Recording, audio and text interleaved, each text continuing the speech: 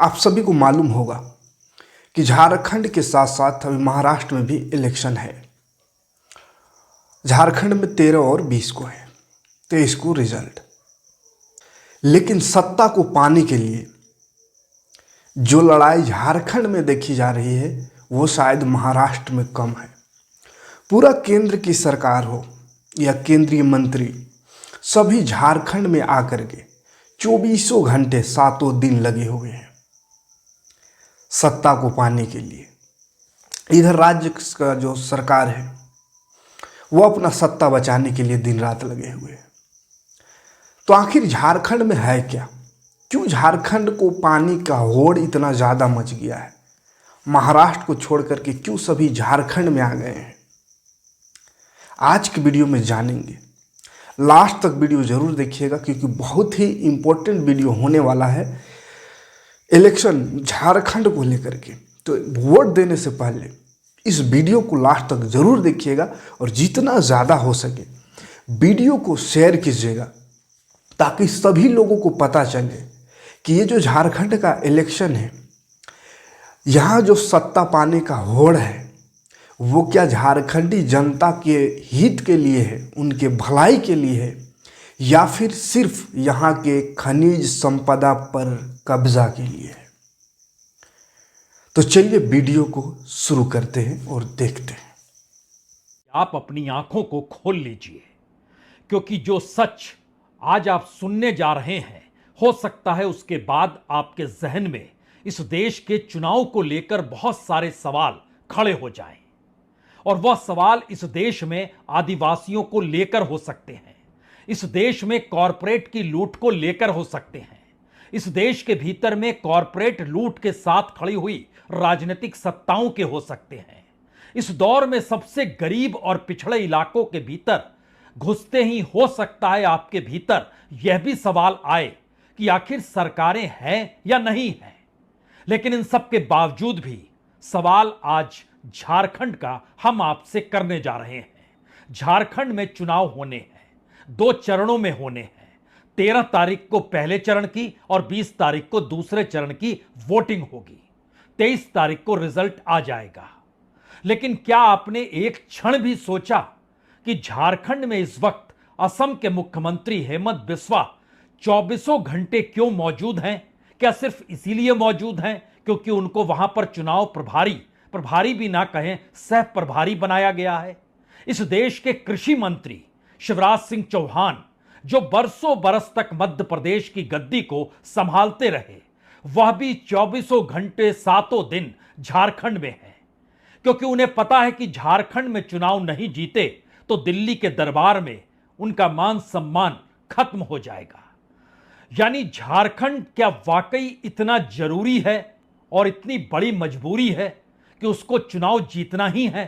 तो असम के मुख्यमंत्री और देश के कृषि मंत्री 24 गुना 7 24 घंटों 7 दिन वहां मौजूद हैं।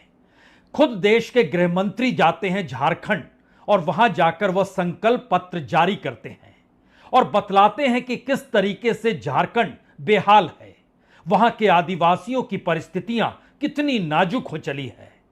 इन बातों का जिक्र करते करते प्रधानमंत्री का आज का दौरा भी सामने आकर खड़ा हो जाता है और प्रधानमंत्री भी 2 भाषणों में 2 अलग अलग जगहों पर जिन भाषणों का जिक्र करते हैं उसमें आदिवासियों का जिक्र होता है, उसमें आदिवासियों की बदहाली का जिक्र होता है, उसमें आदिवासी और झारखंड के भीतर मौजूदा वक्त में हेमंत सोरेन की सरकार, उसको लेकर कई सवाल होते हैं। इन सवालों के साए तले बांग्लादेश से हो रही घुसपैठ का खुले तौर पर जिक्र होता है और इस बात का अंदेशा जताया जाता है कि अगर डबल इंजन की सरकार होगी तो घुसपैठ रुक जाएंगे, थम जाएंगे, आदिवासियों का जीवन बेहतर हो जाएगा और झारखंड के भीतर जो भी कमाई खाई जो भी आदिवासियों की है उसका जीवन शायद एक बेहतरीन तरीके से सच समझ जाए। झारखंड अटल बिहारी वाजपेयी के दौर में अलग राज्य के तौर पर बनाया गया। बाबूलाल मरांडी पहले मुख्यमंत्री थे। बाबूलाल मरांडी बीजेपी से बाद में रूठ गए तो अलग पार्टी बनाकर चले गए। लेकिन इस दौर में महसूस हुआ कि बीजेपी को जीतना जरूरी है, तो बाबूलाल मरांडी की वापसी बीजेपी में कराई गई। उनकी पार्टी का मर्ज हो गया बीजेपी के भीतर, यानी वो बीजेपी से मिल गई। बीजेपी की जरूरत इतनी बड़ी पड़ी क्योंकि खास तौर से संथाल परगना का इलाका और कोल्हान का इलाका, इन दो इलाकों में बीजेपी पिछड़ती चली जाती है। तो उसने निशाना साधा हेमंत सोरेन के परिवार पर। सीता सोरेन, जो कि दुर्गा सोरेन की पत्नी या कहें हेमंत सोरेन के बड़े भाई की पत्नी, उनको बीजेपी में शामिल कराया गया। जब झारखंड मुक्ति मोर्चा झारखंड को लेकर आंदोलन कर रहा था, उस दौर में चंपई सोरेन भी शिबू सोरेन के साथ कांधे से कांधा मिलाकर संघर्ष की राह पर चला करते थे और शिबू सोरेन के बच्चे उन्हें चाचा कहते हैं। शिबू सोरेन इस दौर में उनके बेटे हेमंत सोरेन के जरिए अपनी राजनीतिक परछाई के साथ रहते हैं, लेकिन चंपई सोरेन की जरूरत बीजेपी को पड़ गई और बीजेपी कोल्हान के क्षेत्र में अगर चंपई सोरेन को साथ ले आई तो दुमका यानी संथाल परगना के इलाके में सीता सोरेन को साथ ले आई। और इन सब के बात होते होते आज या कहें कल देर शाम तक बात यहां तक आ गई कि हेमंत सोरेन ने जो पर्चा भरा था, वो पर्चे में जो प्रस्तावक थे मरांडी मुर्मू, उनको बीजेपी में शामिल करा लिया गया। लेकिन बात इस वक्त ऐसी नहीं है। बात तो दरअसल इस बात को लेकर है कि आपको अपनी आंखें खुली रखनी है और आंखें खुली रखते हुए जरा समझना है कि झारखंड का मतलब दुनिया के मानचित्र पर क्या महत्व का है। झारखंड एक ऐसा राज्य है जहां पर सबसे ज्यादा कोयला, सबसे ज्यादा मिनरल और पूरे के पूरे मिनरल्स की अगर आप फेरिस्त को पढ़ना शुरू करें तो आप हाफने लग जाएंगे और सोचेंगे क्या वाकई झारखंड इतना रईस है। झारखंड की रईसी यह है कि दुनिया के भीतर सबसे रिचेस्ट मिनरल जोन के तौर पर झारखंड की पहचान है। यहां पर 29% जो खनिज पदार्थ जो कोल होता है वो यहां पर मौजूद है। 40% बोस्ट यहां पर मौजूद है। यहां पर तकरीबन कोयला 27.3% पूरे देश का यहीं पर है। इस देश का जो आयरन ओर होता है, जो कच्चा आप लोहा, उसकी मौजूदगी लगभग 26% यहीं पर है। कॉपर ओर लगभग 18.5-19% यहीं पर है। और जानकर आपको हैरत नहीं होनी चाहिए कि झारखंड के भीतर यूरेनियम है, माइका है, बॉक्साइट है, ग्रेनाइट है, लाइमस्टोन है, सिल्वर है, ग्रेफाइट है, मैग्नाइट है, डोलोमाइट है और अकेला राज्य है जहां पर कुकिंग कोल है, अकेला राज्य है जहां पर यूरेनियम है, अकेला राज्य है जहां पर पायराइट है। यह बताने की जरूरत सिर्फ इसलिए है क्योंकि जब इतनी बड़ी खनिज संपदा के ऊपर कब्जा किसका होगा, लड़ाई अगर इस दिशा में बढ़ जाए तो इस देश के कॉरपोरेट बार बार झारखंड में बैठे हुए मुख्यमंत्री का चेहरा देखेंगे या दिल्ली की सत्ता की गद्दी की कुर्सी देखेंगे।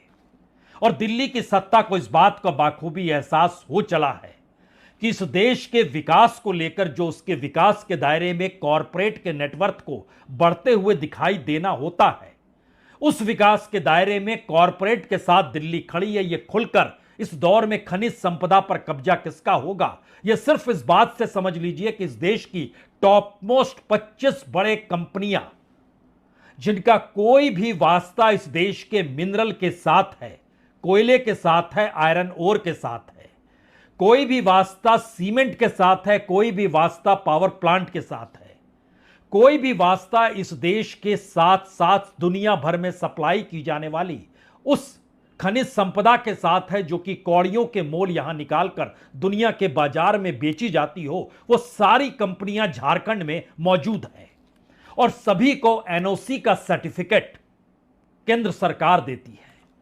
और यहीं से बात शुरू होती है कि दरअसल ये वही राज्य है और उसी राज्य में उन्हीं जगहों पर वही आदिवासी हैं जो सबसे ज्यादा गरीब हैं इस देश के मानचित्र पर।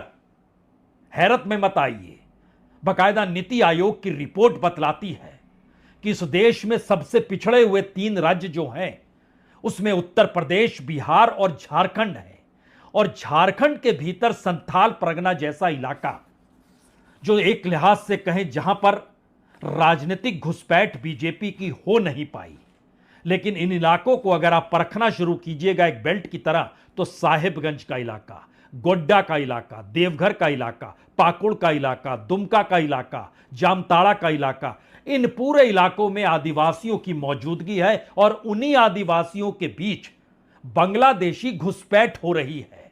इस बात का जिक्र बीजेपी के प्रदेश अध्यक्ष करते हैं, देश के गृह मंत्री करते हैं, प्रधानमंत्री करते हैं, असम के मुख्यमंत्री करते हैं, देश के कृषि मंत्री करते हैं। और इस परिस्थिति के भीतर आदिवासियों के जिंदगी को कैसे बेहतरीन बनाया जा सकता है, यह सवाल इस चुनाव में वह उठाना चाहते हैं। यह एक ऐसा सवाल है जिसमें आप कह सकते हैं कि अच्छा, हेमंत सोरेन से पहले रघुवर दास हुआ करते थे मुख्यमंत्री, 5 साल तो वह भी रहे, बीजेपी की सत्ता भी रही, तो इस देश में सबसे गरीब इलाके में गरीबी दूर क्यों नहीं हुई? आदिवासियों की जिंदगी से जुड़े हुए जो सवाल, जो माइनिंग क्षेत्र से लेकर पत्तियों को जोड़ने और कच्ची लकड़ियों को जोड़ते हुए कच्चे कोयले को उठाकर बेचने की परिस्थिति में अलग अलग भागलपुर तक चले जाते हैं, यानी सीमा पार करके बिहार तक चले जाते हैं कच्चा कोयला बेचने के लिए साइकिल पर लाद कर। क्या उन परिस्थितियों से निजात आदिवासियों को मिली या नहीं मिली, या फिर इस दौर की सबसे बड़ी उपलब्धि यही रही कि गोड्डा में, जो संथाल परगना के बीच में एक लिहाज से पड़ता है, वहां पर अडानी ने पावर प्लांट खड़ा किया। 1600 मेगावाट का यह प्लांट बिजली उत्पादित करते हुए मैक्सिमम नहीं बल्कि पूरी बिजली बांग्लादेश को बेचने लगा। और इस बिजली को पैदा करने के लिए जो कोयला और जो खनिज संपदा, जो जमीन, जो मजदूरी, जो बेसिक इंफ्रास्ट्रक्चर चाहिए, वह उसी झारखंड में उन्हीं लोगों के हक से लिया गया जो लोग सबसे गरीब हैं। क्या वाकई झारखंड के चुनाव के भीतर घुसना चाह रहे हैं आप? हमें लगता है आज जरा परखना चाहिए कि झारखंड की इन परिस्थितियों के भीतर अगर जिक्र आदिवासियों का है, संथाल परगना का है, घुसपैठ का है, वहां की परिस्थितियों के भीतर टकराव की इस राजनीति को परखने के लिए हमें लगता है कि प्रधानमंत्री मोदी, देश के गृह मंत्री अमित शाह और राज्य के मुख्यमंत्री हेमंत सोरेन पहले क्या कहते हैं, इसको जानने से पहले जरा राजनीतिक तिकड़मों को समझिए। कल शाम जो प्रस्तावक थे, प्रस्तावक जो कि हस्ताक्षर करता है कि हां मैं प्रस्ताव कर रहा हूं कि चुनाव लड़ेंगे, उस शख्स ने साइन तो किए, लेकिन मंडल मुर्मू बीजेपी में शामिल हो गए। और उनको शामिल कराने के बाद मीडिया के पास कौन शख्स लेकर गए? कोई झारखंड के नेता नहीं थे। एक तरफ असम के मुख्यमंत्री हेमंत बिस्वा खड़े थे और दूसरी तरफ देश के कृषि मंत्री शिवराज सिंह चौहान खड़े थे, और बीच में वो आदिवासी खड़ा था जो अपनी बातों को इस तर्ज पे रख रहा था कि देखिए हमने कितना बड़ा काम कर दिया है, अब बीजेपी में हम शामिल हो गए हैं। और झारखंड का कोई नेता उस फ्रेम में आपको नजर आएगा नहीं। तो बात आज उन्हीं की बात से शुरू की जाए। तो मंडल मुर्मू बीजेपी में शामिल हो गए, तो क्या बीजेपी को चुनावी जीत की गारंटी मिल गई?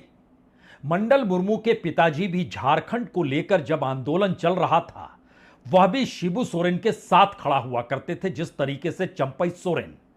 और चंपई सोरेन तो कोल्हान के इलाके से आते हैं और कोल्हान में बीजेपी का राजनीतिक बंटाधार पिछले चुनाव में साफ तौर पर उभर कर आ गया था। ठीक वैसे ही जैसे संथाल परगना में बीजेपी अपनी राजनीतिक जमीन बना नहीं पाई विधानसभा चुनाव में। सवाल यह है कि उसे पता है कि राज्य के भीतर आदिवासियों के सवाल आदिवासी ही उठाएगा क्या? दिल्ली उसे लूट की नजरिए से देख रही है, घुसपैठ के नजरिए से देख रही है, वहां के करप्शन के हिसाब से देख रही है, लेकिन वहां से जुड़े हुए जो सवाल हैं, उन सवालों का जवाब बाबूलाल मरांडी से लेकर रघुवर दास के बीच में अर्जुन मुंडा भी मुख्यमंत्री हुए, जो केंद्र में भी मंत्री बने। लेकिन उस दौर में भी बीजेपी रास्ता निकाल नहीं पाई, क्योंकि हमारी टीम ने जब परिस्थितियों को परखना शुरू किया तो आपको जानकर हैरत होगी कि आज की तारीख में भी संथाल परगना नहीं, पूरे झारखंड को अगर आप परखिएगा तो 1,02,000 रुपए इनकी सालाना प्रति व्यक्ति आय है, जो कि अगर 5 व्यक्तियों का परिवार है तो उसके लिहाज से 280 रुपए प्रतिदिन के बनते हैं। और 280 रुपए प्रतिदिन को अगर आप प्रति व्यक्ति के हिसाब से बांटिएगा तो जाहिर है 55 रुपए के लगभग बनेंगे। यहां पर एक और सवाल है, अगर आप संथाल परगना के इलाके में घुस गए जहां पर आदिवासियों का सवाल उठाया जा रहा है, उन इलाकों में जहां पर खनिज मिनरल बड़े बड़े हैं और इस देश के 25 टॉप मोस्ट कॉरपोरेट जिनका अपना बिजनेस झारखंड के खनिज संपदा से चलता है, उन इलाकों में रहने वाले आदिवासियों की प्रति व्यक्ति आय अभी भी 41 रुपए है, 41 रुपीज प्रतिदिन की प्रति व्यक्ति आय 41 रुपए है। परिवार में कन्वर्ट कर दीजिएगा इसको तो यह तकरीबन 200 रुपए के लगभग बनेगा, अगर आप 5 व्यक्तियों का परिवार मान रहे हैं तो। इन आर्थिक बदहाली के बीच में कोई भी यह सवाल कर सकता है, क्या विधानसभा के चुनाव में हेमंत सोरेन ने जीत के बाद उनकी आर्थिक स्थिति को ठीक कर दिया? बिल्कुल नहीं। बीजेपी ने नहीं किया, झारखंड मुक्ति मोर्चा ने नहीं किया। अगला सवाल, क्या केंद्र में सरकार बनने के बाद केंद्र के तहत पूरा खनिज संपदा का मामला आता है तो क्या केंद्र ने इस रूप में कहीं कोई बेहतरीन स्थिति पैदा की जिसमें कॉरपोरेट को जितना लाभ मिल रहा है, अगर उसके सीएसआर बजट को भी उन इलाकों में आदिवासियों के हित में साधा जाता तो आपको जानकर हैरत नहीं होनी चाहिए कि यह 40-41 रुपए प्रति व्यक्ति आए एक झटके में प्रति व्यक्ति आए लगभग 250 रुपए पार कर जाएगी, अगर सिर्फ सीएसआर का फंड जो उन इलाकों से कमाया जाता है कॉरपोरेट के जरिए, वह अगर उन आदिवासियों के भीतर उस रूप में लागू हो जाता तो। बड़ा सवाल क्या है? बड़ा सवाल है कि कॉरपोरेट के हक के लिए कौन सी राजनीतिक सत्ता किस ढाल के तौर पर किन मुद्दों को उठाती है और वो मुद्दे लोगों की भावनाओं से कैसे जुड़ते हैं और उस मुद्दे के आसरे लोग अपनी जिंदगी को अपने राज्य में जीते हुए परखें या इस बात को समझें कि दरअसल इतनी बड़ी जो परिस्थिति लूट की है कॉरपोरेट की झारखंड के भीतर, उस दिशा में वह देखें। कोई नहीं देख पाएगा जब देश के प्रधानमंत्री वहां जाकर इस बात का जिक्र करेंगे घुसपैठ को लेकर और झारखंड की परिस्थितियों को लेकर, यह जानते समझते हुए कि अंतर्राष्ट्रीय सीमा जहां जहां लगती है वहां बॉर्डर सिक्योरिटी फोर्स होता है जो कि पूरी तरीके से केंद्र के अधीन होता है, और केंद्र के अधीन जब चीजें चलती हैं तो उसमें केंद्र की भूमिका बड़ी होती है कि वह घुसपैठ को रोके। लेकिन सवाल यहां पर यह है कि झारखंड के भीतर घुसपैठ आदिवासियों की जमीन को हड़प रहे हैं, आदिवासियों के लड़कियों से शादी कर रहे हैं, उनको पलायन वहां से होने लगा है, बड़ी तादाद में वहां का डेमोग्राफी परिवर्तित हो गया है। बहुत ही गरीब और मुफलिस लोगों के बीच प्रधानमंत्री का यह भाषण आदिवासी बहुल इलाके में चल रहा है। और जरा कल्पना कीजिए कि उसी राज्य में cement factory, automotive factory, mining और मिनरल एक्सट्रैक्शन से जुड़ी हुई फैक्ट्रियां, आयरन और स्टील से जुड़ी हुई फैक्ट्रियां, इंजीनियरिंग से जुड़ी हुई लगभग 16 फैक्ट्रियां, केमिकल्स की फैक्ट्री, सीमेंट की फैक्ट्री, ये तमाम चीजें वहां पर बड़े कॉरपोरेट के जरिए मौजूद है। और इन सब के बीच सवाल यह है कि वहां के लोगों की जिंदगी कैसे बेहतर हो, और बेहतर ना हो पाना या बेहतर हो पाने की स्थिति में आपको जानकर हैरत होगी, अभी भी आदिवासियों की जो बदहाली आर्थिक तौर पर इस पूरे इलाके में है, वहां पर चंद मुट्ठी मुरही जो खाया जाता है, चंद मुट्ठी मुरही के आसरे जमीन भी अपने हक में करा ली जाती है। और यह सिलसिला कोई अभी का नहीं है, यह सिलसिला उस दौर का भी है जब रघुवर दास मुख्यमंत्री थे, उस दौर का भी है जब अर्जुन मुंडा मुख्यमंत्री थे, उस दौर का भी है जब बाबूलाल मरांडी पहली बार मुख्यमंत्री बने थे।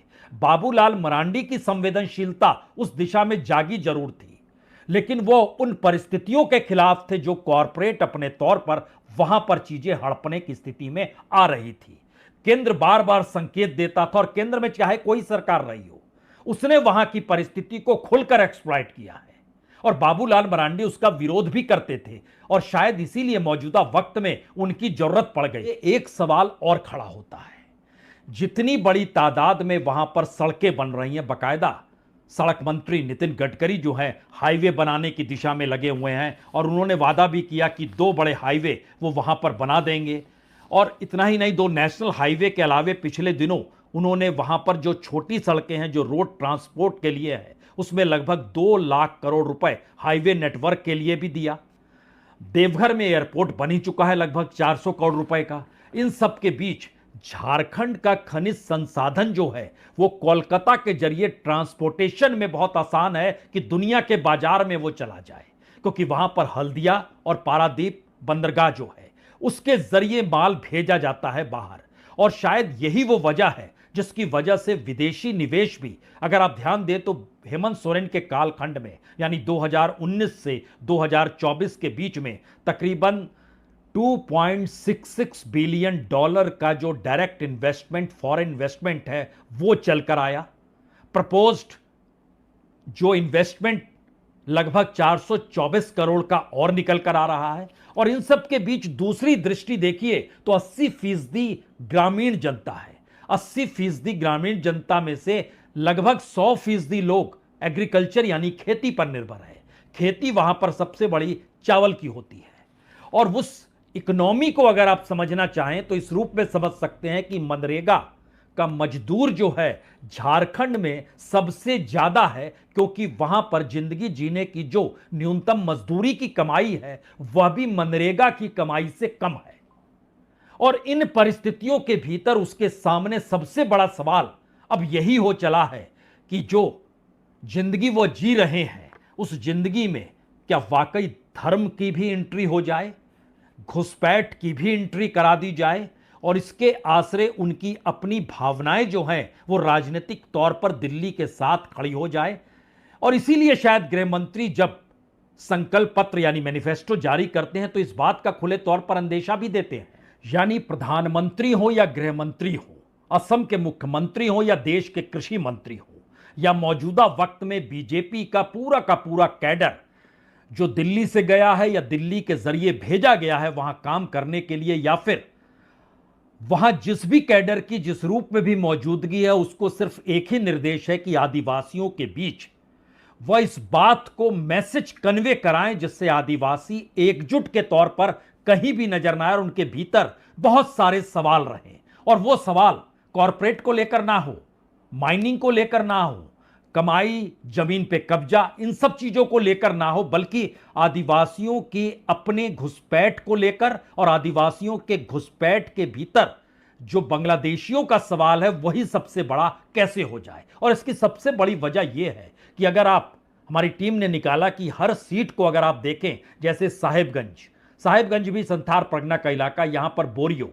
यहां पर भी झारखंड मुक्ति मोर्चा जीतती है। बरिहाट, यहां पर भी झारखंड मुक्ति मोर्चा, यहां तो हेमंत सोरेन ही चुनाव लड़ते हैं तो वो तकरीबन 25,000 वोट से पिछली बार जीते थे। पाकुड़ जो सटा हुआ जो लिट्टी पाड़ा वहां की जो सुरक्षित सीट है वहां से भी झारखंड मुक्ति मोर्चा जीती है। शिकारीपुरा जो दुमका जिले में आता है वहां से भी झारखंड मुक्ति मोर्चा जीतती है। दुमका में ही, दुमका जहां हेमंत सोरेन चुनाव जीते थे पिछली बार, 2 जगह से लड़े थे।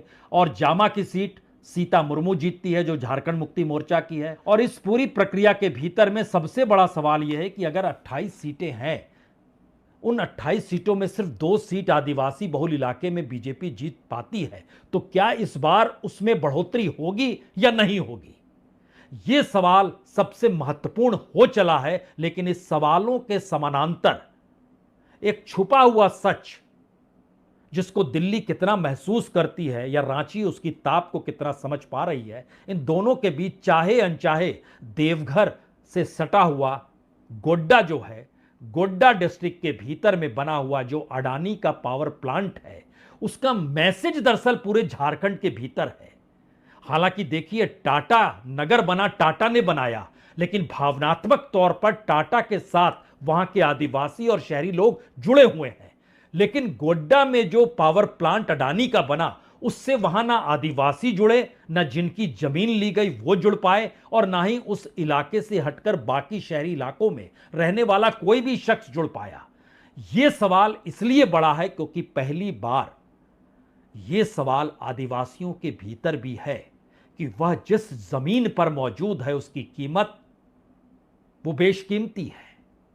और उनकी अपनी जिंदगी में जुड़े हुए सवाल जो मैनिफेस्टो में लिखे जाते हैं वो 1,000, 2,000, 2,500 से आगे बढ़ नहीं पाते हैं। और इन सब के बीच तमाम मुद्दे बार बार प्रधानमंत्री और गृह मंत्री तक दिल्ली से आकर कहते हैं तो कहीं कोई साजिश तो नहीं है?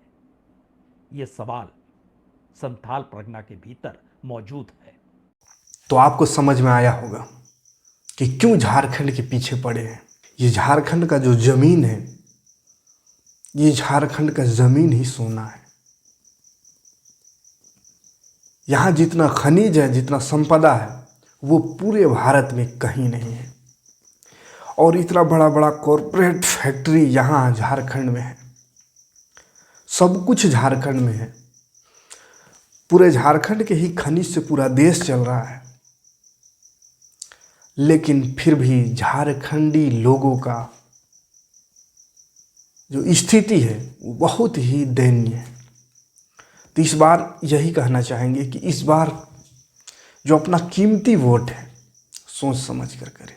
देने से पहले इन सभी बातों का ख्याल, इन सभी बातों को ध्यान ज़रूर दें। Thanks for watching. जय हिंद।